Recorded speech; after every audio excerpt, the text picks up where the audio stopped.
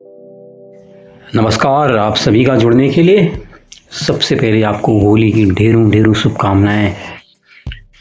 अनगिन होलियां आपके जीवन में आए, ये मैं प्रार्थना करता हूँ। होली हम सब लोग मनाते हैं, लेकिन बहुत से लोगों को होली की कहानी शायद पता होगी। लेकिन आप होली पर आज हम थोड़ा सा विचार करेंगे, विमर्श करेंगे कि होली क्या है। सबसे पहले तो होली की कहानी से हम शुरू कर लेते हैं। एक बार आप लोगों के विवरण के लिए, आप लोग जानते होंगे, एक राजा हुआ करता था हिरण्यकशिपु। उससे भगवान से उसने अपने लिए काफ़ी सारी वरदान मांग लिए थे, अपने आप को शक्तिशाली बनाने के लिए। पहले तो उसने अमरता का वरदान मांगा।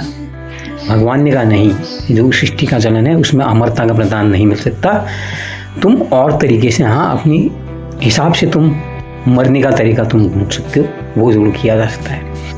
तो फिर भगवान ने उसको आदेश दिया कि अब तुम पूछो क्या करना है। बोला, न तो मैं रात को मारा जाऊं, न मैं दिन को मारा जाऊं, न मैं अस्त्रों के द्वारा मारा जाऊं, न मैं शस्त्रों के मारा जाऊं, न मैं घर के भीतर मारा जाऊं, न मैं घर के बाहर मारा जाऊं। तो चालाकी करके उसने ये समझ लिया कि ये तो कभी होगा ही नहीं, इसलिए मैं कभी मारा नहीं जाऊंगा। इस कारण इसके अंदर अहंकार भर गया कि अब तो मैं शक्तिशाली हूं, अब मैं भगवान ही बन चुका हूं, अब मुझे किसका डर है। तो फिर अपने उसने राज्य में उसने ये घोषणा करवा दी कि कोई भी किसी अन्य देवता की पूजा नहीं करेगा, सिर्फ मेरी ही पूजा पूरे राज्य में होगी। तो तब तक उसके राज्य के जितने भी लोग अपने अपने तरीके से जैसी जिसकी पूजा करते थे वो सब उन्होंने छोड़ दी। हिरण्यकशिपु की पूजा वो करना उन्होंने शुरू कर दिया। लेकिन क्योंकि जितने भी राजा वगैरह थे ये सब लोग अपने बच्चों को गुरुकुल भेजा करते थे पढ़ने के। तो छोटा जो उनका बेटा है हिरण्यकशिपु का, प्रहलाद, आपने नाम सुना होगा, भक्त प्रहलाद का नाम। तो प्रहलाद भी गुरुकुल में गया होगा, वहां से उसने भगवान विष्णु की, हरि की कृपा से जो कहानी उसने की अपने गुरु से, उससे वो बहुत बड़ा प्रभावित हुआ। ओम श्री हरि श्री हरि श्री हरि के जाप वो दिन रात करता रहता था। तो हिरण्यकशिपु ने कहा, पूरी प्रजा को तो मैं संभाल लिया, लेकिन जो मेरा बेटा है वही मेरी बात नहीं मान रहा है, उसको कैसे समझाऊं। हमने कितनी बार कहा, बेटा आज से ये श्री हरि का नाम घर में मत लेना। तो उसने कहा, नहीं पिताजी, क्यों नहीं लूंगा, मेरे को बड़ा सुकून मिलता है, मुझे चैन मिलता है श्री हरि का नाम लेके, मैं तो जरूर लूंगा। बोला कि पिताजी की आज्ञा नहीं मानेगा। नहीं, मैं आपकी आज्ञा पूरी मानूंगा, लेकिन मैं कोई गाली थोड़ी कर रहा हूँ, मैं गलत बात थोड़ी कर रहा हूँ, श्री हरि का जाप कर रहा हूँ, वो मैं छोड़ नहीं सकता, उसके लिए मुझे आप दबाव नहीं बना सकते हो। तो माँ ने भी समझाया, फिर उसकी अपनी पत्नी से कहा, जरा बेटे को समझाओ। माँ ने भी समझाया। बोला पिताजी की बात मान ले। बोला माँ मैं सब मान लूंगा, लेकिन इस तरह की ये गलत बात उचित नहीं है, किसी बच्चे पर अनुचित दबाव बनाना क्या उचित है, आप सोचिए। तो फिर खाने पीने के जितने प्रलोभन एक बच्चे को दिए जा सकते हैं ना, कि बेटा ये चॉकलेट ले लो, एक खिलौना ले लो, ये चीज़ लो, सारी चीज़ें लो, सारे तरीके जो है अपना लिए गए। लेकिन प्रहलाद ने श्री हरि की भक्ति जो है वो छोड़ी नहीं। अब तरह तरह के अब कितने उपाय कर लिए। एक बार सुना, कहा जाता है एक गहरे गड्ढे में भी गिरा दिया, और अगले दिन वहां से भक्त प्रहलाद उठता हुआ फिर श्री हरि श्री हरि श्री हरि श्री हरि कहता हुआ फिर दिख गया। अब हिरण्यकशिपु की एक बहन थी होलिका। होलिका को भी क्या वरदान था कि वो अग्नि में नहीं जलेगी, अग्नि उसका कुछ नहीं बिगाड़ सकती, अग्नि में वो जलेगी नहीं। तो फिर हिरण्यकशिपु को याद आया, बोला मेरी बहन आजा, थोड़ा तेरी मदद की जरूरत है। पहले तो उसने समझाया, ये क्या कर रही हो, नहीं।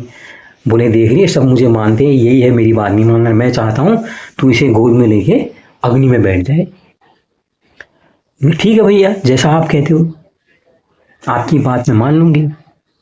तो तुम्हें ऐसा अपनी गोद में लेके इसको बैठना है। तो उन्होंने कहा ठीक है, कुछ इस चिता टाइप की जलाई जाए जिसके ऊपर मैं बैठूंगी। तो भयंकर लकड़ियां वगैरह इकट्ठा करेगी, बनाया गया उसका बढ़िया ढंग से, और उसमें जो होलिका है वो भक्त प्रहलाद को लेकर बैठ गई।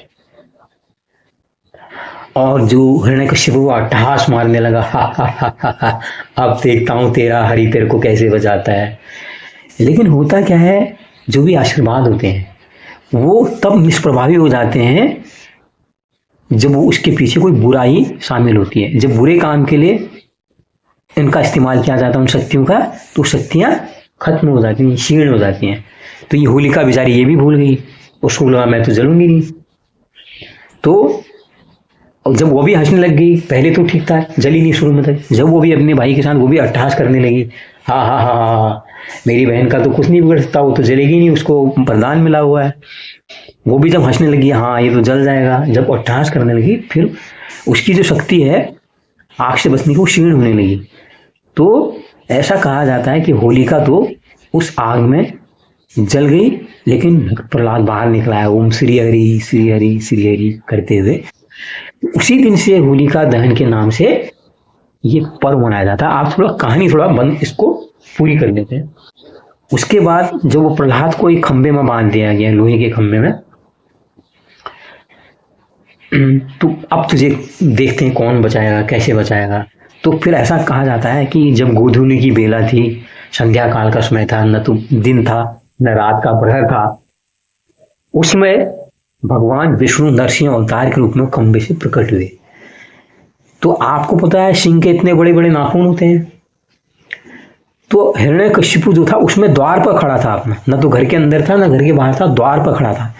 वहीं पर हिरण्य जो नरसिंह अवतार में जो विष्णु भगवान है, उन्होंने अपने नाखून से उसका पूरा का पूरा शरीर चीर दिया, आंतें फाड़ दी। इस तरह से जो अहंकारी जो हिरण्यकशिपु था वो मारा गया, और जो भक्त प्रहलाद था भगवान विष्णु का भक्त, वो उसके बाद वहां का राजा बन गया। तो ये कहानी इसके पीछे है। अब आप देखिए, थोड़ा एक प्रतीक समझ लेते हैं क्या है इस होली का मतलब क्या है। इस होली का मतलब है कि बुराई कितनी भी हो वो भस्म कर देनी चाहिए अग्नि में। जैसे होलिका के रूप में बुराई आई थी ना, जो होलिका थी बुराई का प्रतीक थी, तो हमको होली के दिन क्या करना चाहिए, जो बुराइयां जितनी अपनी है अपने शरीर में अपने मन में सब देखनी चाहिए, यार मेरे अंदर क्या कमी है, मेरे अंदर क्या कमी है। हमको ये प्रण लेना चाहिए हर होली में अपनी एक बुराई हम उस अग्नि में जला देंगे, यानी कि उस से हम मुक्ति पाएंगे। वो होली का असली त्योहार है। और यहाँ पर होली क्या है, भक्त प्रहलाद की जीत है। उसने कहा जो निष्कपट है, जो भगवान के समर्पित है, वो उसका फिर रिश्ते नाते कोई चीज संसार की कोई ताकत उसका कुछ नहीं बिगाड़ सकती, अगर उसके साथ वो सत्य प्रभु है, उसके साथ जो सत्य का प्रतीक है प्रभु। यहाँ पर जो भगवान श्री हरि किसके प्रतीक है, सच्चाई के प्रतीक है। अगर तुम सच्चे हो तो जितनी बुराइयां तुम्हारे आसपास हो, कितनी बड़ी भी होंगी वो सब हार जाएंगी। तुम सच्चे हो तो तुम जीत जाओगे। ये होली हमें यही सिखाती है। तो ये प्रतीक असल में इन चीज का, कि जो दहन है अपनी बुराई का दहन करो। हर बार होली में एक बुराई का दहन करो, अपने अंदर देखो, खुद ही देखो कि मेरे अंदर क्या बुराई है, उनको देखने के बाद वो बुराई को छोड़ने का प्रण करो हर होली में। और बाद में कालांतर में कहते हैं कि भगवान कृष्ण ने अपने मित्रों के साथ, सखा मंडलियों के साथ बरसाने में अपने ग्वाल बाल गोपियों के साथ ये रंग का त्योहार शुरू किया। वो दूरी खत्म करने के लिए कि ये गरीब ग्वाला है, ये अमीर है, या अमीर घर के हैं, वो दूरी खत्म करने के उसने आओ मिलके हम सब लोग एक दूसरे पर रंग डालेंगे। तो वहां पर ऊंच नीच का भेद मिटाकर भगवान कृष्ण ने सबको एक ही रंग में सराबोर कर देने के लिए ये होली तब से मथुरा से, ब्रज से या बरसाने से ये रंग होली में शामिल हुए। तो ये थी होली की महत्ता। तो आप लोग होली मनाइए, अपनी हर वर्ष एक होली में एक बुराई का अपना दफन कीजिए, उसको जलाइए। बहुत बहुत बधाई, बहुत बहुत शुभकामनाएं आपको होली की। नमस्कार।